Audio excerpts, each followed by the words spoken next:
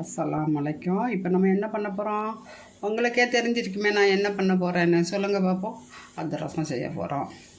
இப்போ ஒரு கஸ்டமர் அதிரச மாவு கேட்டிருக்காங்க. நம்ம இப்போ அதிரச மாவு முறுக்கு மாவும் செஞ்சு கொடுக்குறோம், ரெடி பண்ணி கொடுக்குறோம். அது அவங்களுக்கு செய்ய தெரியாதான். அதை நம்ம கிண்டி நம்ம இது எப்படி செஞ்சணும்னு சொல்லி அவங்களுக்கு ஒரு வீடியோ அனுப்ப போகிறேன். முறுக்கும் மாவும் அதே மாதிரி கேட்டிருக்காங்க. இப்போ நல்லா பிசைஞ்சு வச்சுருக்கேன் பார்த்திங்களா. நீங்கள் உங்களுக்கு யாருக்கா அதிரசமாக கிண்டது எப்படி வீடியோ வேணும்னு சொன்னீங்கன்னா நான் போட்டு விட்றேன். ரெண்டாவது ஏற்கனவே என் சேனலில் இந்த அதிரசமாக வீடியோ போட்டிருக்கேன். இப்போ எண்ணெய் காய வச்சுட்டேன் பாருங்க. ஃபஸ்ட்டு ஒன்று போட்டு பார்த்தேன் எப்படி இருக்குன்னு சொல்லிக்கிட்டு. நல்லா புஷ்ஷுன்னு வருது, வெந்துருச்சு, எடுத்துடலாம். எண்ணெய் நல்லா காஞ்ச உடனே மீடியமாக வைக்கணும். இப்போ கொஞ்சம் குறைச்சிக்கிட்டு பாருங்க தட்டி வச்சுருக்கேன். இதை எடுத்து போட்டுடலாம். அடுத்தது இதே மாதிரி இதையும் உருட்டிக்கிட்டு தட்டுறோம் பாருங்கள். மாவு கரெக்டாக இருக்கணுங்க. ஏன்னா 1 கிலோ அரிசிக்கு நீங்கள் 3/4 கிலோ சர்க்கரை வாங்கிடுங்க, வெல்லம் வாங்கிடுங்க. அந்த வெல்லம் 3/4 கிலோ நீங்கள் வாங்கிட்டிங்கன்னா கரெக்டாக இருக்கும். அரிசி 2 மணி நேரம் ஊற வச்சுருங்க. ஊற வச்சுட்டு வீட்டுக்குள்ளேயே நிழல் காய்ச்சலே போட்டுருங்க. நிழல் காய்ச்சலே போட்டிங்கன்னா நல்லா காஞ்சிரும். நமக்கு ஈரம் இருக்கக்கூடாது, ஆனால் அரிசியில் ஈரம் இருக்கணும். கையில் பிடிச்சோன்னா ஈரம் இருக்கக்கூடாது, அப்படி இருக்கணும். பாருங்கள் வெந்துருச்சு பாருங்கள். எடுத்துடலாம். சாஃப்டாக இருக்குது. இதே நம்ம இன்னும் ஒரு கரண்டி வச்சு அமைக்கிடலாம்.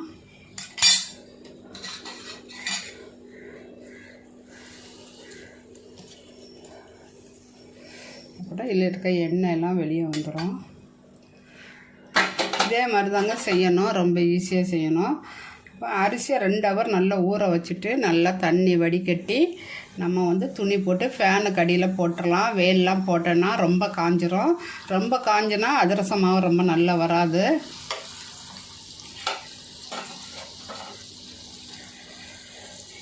நீங்கள் நல்ல தண்ணி மட்டும் ஈரம் போகணும். அரிசியில் ஆனால் ஈரம் இருக்கணும். நம்ம கையில் எடுத்தால் அரிசி ஒட்டணும், அதே மாதிரி இருக்கணும். அதே மாதிரி எடுத்து மிஷினில் கொண்டு போய் நம்ம அதிரசத்துக்குன்னு அரைச்சிட்டு வரலாம்.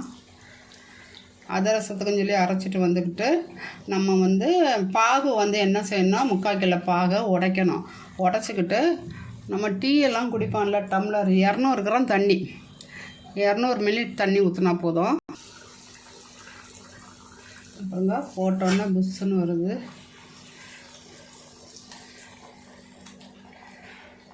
எவ்வளோ தாங்க. அதிரசம்லாம் செய்ய தெரியாதுன்னா கிடையாது, ரொம்ப ஈஸியாக செஞ்சிடலாம்.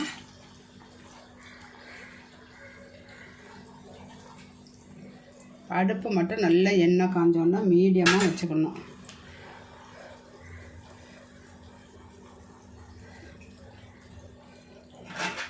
நம்ம இதை இப்படி எடுத்துடலாம்.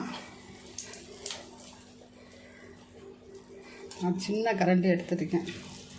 எடுத்துட்டு நீங்கள் அதிரச கட்டை இருந்ததுன்னா அதிரச கட்டையை வச்சு அமுக்கலாம். அப்படியே அமுக்கி விட்ருங்க. பாருங்கள் எவ்வளோ எண்ணெய் வடியுது பார்த்தீங்களா. இது எண்ணெய் எல்லாம் ஃபுல்லாக வடிஞ்ச பிறகு நம்ம வடித்தட்டில் போட்டு வச்சிடலாம். அடுத்த இன்னொன்று போட்டு காட்டுறோம் பாருங்கள். பொரிக்கிறது ரொம்ப முக்கியம், ரொம்ப கவனமாக பாருங்கள். ஏன்னா தட்டி நம்ம இப்படியே ஓட்டை போட்டு கூட போடலாம். போட்டிருக்கேன் பாருங்கள். அது கரண்டியை வச்சு அமக்க முடியாது, எண்ணெய் வெளியே போகாது.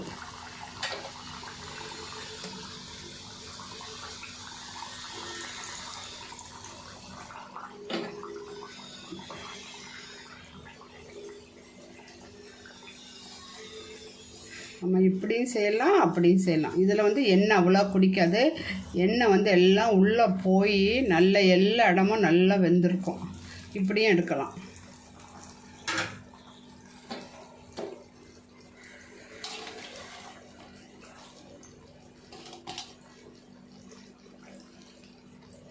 பார்த்தீங்களா எவ்வளோ புஷ் புஷ்ஷுன்னு அழகாக இருக்குது பாருங்களேன். மாவு கிண்டி 2 நாள் கழித்து நீங்கள் எடுத்தால் போதுங்க. அப்படியே கிண்டி 1 கிலோ அரிசிக்கு 3/4 கிலோ வெல்லம் எடுத்துக்கிடுங்க. அரிசியை நல்லா கழுவி 2 மணி நேரம் ஊற வச்சுருங்க. ஊற வச்சு வடிகட்டி ஃபேன் காற்றுல போட்டுருங்க. இங்கே பாருங்கள் எப்படி இருக்கு பாருங்கள். ஃபேன் காற்றுல போட்டு ஃபேன் காற்றுல நல்லா காஞ்சிரும். காஞ்ச பிறகு நீங்கள் ஈரம் இருக்கணும், அரிசியில் ஈரம் இருக்கணும். நம்ம கையில் தொட்டோன்னா அரிசி வந்து நம்ம கையில் ஒட்டணும். அதே மாதிரி இருந்துச்சுன்னா நீங்கள் கொண்டு போய் மிஷினில் திரிச்சிட்டு வந்துடுங்க. 1 கிலோக்கு 3/4 கிலோ வெல்லம் எடுத்துக்கிடுங்க. 3/4 கிலோ வெல்லத்துக்கு நம்ம டீ குடிக்க டம்ளருக்கு 1 டம்ளர் ஊற்றிக்கலாம். இல்லாட்டா இந்த டம்ளருக்கு 3/4 டம்ளர் 200 மில்லியன் தண்ணி ஊற்றினா போதும். நல்லா கரைச்சிருங்க. கரைச்சிக்கிட்டு வடிகட்டிடுங்க. அடியில் மண் இருக்கும். நம்ம எந்த பாத்திரத்தில் அதிரசமாக கிண்ட போகிறோமோ அந்த பாத்திரத்தில் வடிகட்டி வச்சுக்கிடுங்க. வடிகட்டி வச்சுட்டு திருப்பி வந்து அடுப்பில் வச்சு கொதிக்க வைங்க. கொதிக்க வச்சுட்டு கிட்டே நின்றுக்கிடுங்க. கிட்டே நிற்கணும். அதுக்கு நல்லா கொதிக்க வச்சுக்கிட்டு என்ன பண்ணுங்க, கிட்டே நின்றுக்கிட்டு அது நம்ம கரண்டியை போட்டு கிண்டிக்கிட்டே இருக்கும்போது நமக்கு ஒரு இது தெரியும், திக்காக தெரியும். ஒரு தட்டில் தண்ணி வச்சுக்கிடுங்க. தண்ணி வச்சுக்கிட்டு அப்படியே ஊற்றி பாருங்கள். அப்படியே ஊற்றினோன்னா அப்படியே கரையக்கூடாது. கரையாமல் நம்ம கையை வச்சு உருட்டுனா பந்து மாதிரி வரணும். அப்படியும் ஒரு பாகத்தில் எடுக்கலாம். இன்னொன்று அதுக்கு முன்னாடி ஒரு பாவு இருக்குது, அந்த மாதிரியும் எடுத்துக்கலாம். எடுத்து மாவை நல்லா பந்த மாதிரி உருட்டி வரும்போது தண்ணியில் ஊற்றிட்டு நம்ம கையை வச்சு உருட்டினாலே அப்படியே உருண்டுரும். அதே மாதிரி உருண்டுச்சுன்னா அப்படியே எடுத்து டக்குன்னு அடுப்பை ஆஃப் பண்ணிவிட்டு மாவை போட்டு கிண்டிடுங்க. ஒரு ஆள் மாவு போட்டு கிண்டலாம், ஒரு ஆள் வந்து அப்படியே கிண்டிக்கிட்டே இருக்கலாம். இல்லாட்டா சட்டியை இறக்கி கீழே வச்சுக்கிட்டு, யாரும் இல்லை நம்ம மட்டும், இப்போ நான் மட்டும்தான் செய்வேன், கிட்ட இறக்கி வச்சுக்கிட்டு நம்ம செய்யலாம்.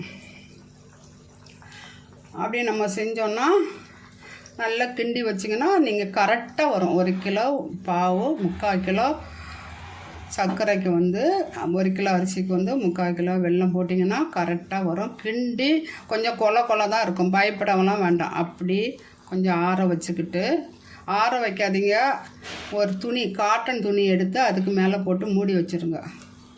ஒரு 2 ஹவர் கழித்து நீங்கள் அதை எடுத்து ஒரு மூடி போட்டு மூடி வச்சிட்டிங்கன்னா சூப்பராக இருக்கும்.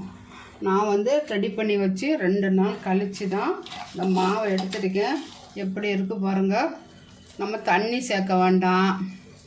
நான் சொன்ன பக்கம் கரெக்டாக செய்திங்கன்னா பால் சேர்க்க வேண்டாம், எதுவுமே சேர்க்க வேண்டாம்.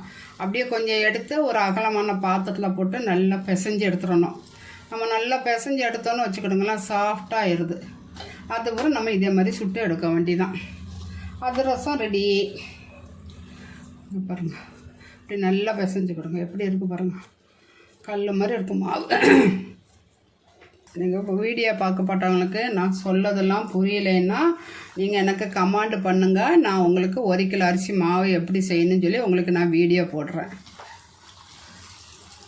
நான் உங்கள்கிட்ட பேசிகிட்டே சுட்டுட்டேன் பாருங்கள். ஒரு 6 அதிரசம் சுட்டுட்டேன். இப்போ பாருங்கள், கொஞ்சம் எண்ணெய் தடவிக்கலாம் கையில். நல்லா இப்படி தட்டுங்க. இந்த 2 விரல் வச்சு தாங்க தட்டணும். உங்களுக்கு நான் சின்னதாக எடுத்துருக்கேன், நீங்கள் பெருசாகனா கூட பெருசாக எடுத்துக்கலாம். இதே மாதிரி ஒருத்தங்க பொரிச்சு கட்டிருக்காங்க, இப்படி ரவுண்டாக சாஃப்டாக வேணும் எனக்கு, இதே மாதிரி செஞ்சு தாங்கன்னு கட்டிருக்காங்க. நான் இப்போ எதுக்கு இது செஞ்சேன்னா சாம்பிளுக்கு.